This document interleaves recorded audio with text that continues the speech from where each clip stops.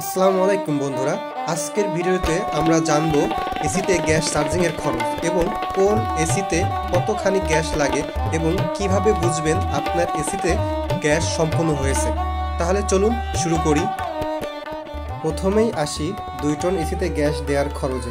সাধারণত মার্কেটের উপর নির্ভর করে খরচ হয়, যেমন R22 গ্যাসের জন্য প্রতি কেজির দাম ভিন্ন এবং R410 এর প্রতি কেজির দামও ভিন্ন। তবে R22 গ্যাসের দাম এখন একটু বেশি, কারণ R22 গ্যাসটি এখন পরিবেশ বাধক নয়, যার কারণে এটা অনেক দাম বেড়ে গেছে। এবার আসি গ্যাসের দাম প্রতি কেজি কত করে। 2025 সালের বাজার অনুযায়ী R22 গ্যাসের দাম পড়বে প্রতি কেজি 2800 টাকা এবং R410 এর প্রতি কেজি দাম পড়বে 1500 থেকে 2000 টাকা। এবার আসি 2 টন এসিতে কত কেজি গ্যাস লাগে। সাধারণত 2 টন এসিতে গ্যাস লাগে 1.5 থেকে 2 কেজি। তবে গ্যাস কতটা লাগবে সেটা নির্ভর করবে আপনার এসির ধরন এবং পাইপ লাইনের লম্বার উপরে। পাইপ বেশি লাগলে গ্যাসও বেশি লাগবে। এসিতে গ্যাস সম্পূর্ণ হয়েছে কিনা এটা বোঝার উপায়। গ্যাস সম্পূর্ণ হয়েছে কিনা বুঝতে হলে প্রেসার গেজ ব্যবহার করা হয়।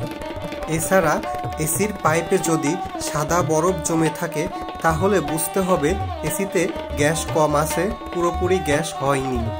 যখন এসির পাইপে সাদা বরফ কেটে পানি আকারে রং হবে তখন বুঝতে হবে এসিতে সম্পূর্ণ গ্যাস হয়েছে।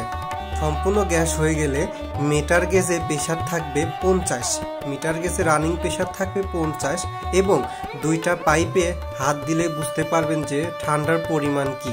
অবশ্যই পাইপগুলোতে কোনো প্রকার বরফ জমে থাকবে না এবং পাইপগুলোতে পানি পানি একটা ভাব থাকবে, যেটা আপনি নিজেই বুঝতে পারবেন।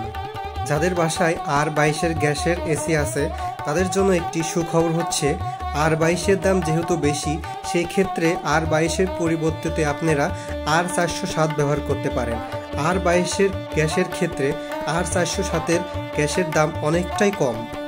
আপনার এসিটি যদি 2 টনের হয়ে থাকে তাহলে R22 এর ক্ষেত্রে ফুল গ্যাস করতে লাগবে 6 থেকে 5000 টাকা এবং যদি R410 এর হয়ে থাকে তাহলে লাগবে 3500 থেকে 4000 টাকা। আশা করি ভিডিওটি আপনাদের কাজে আসবে।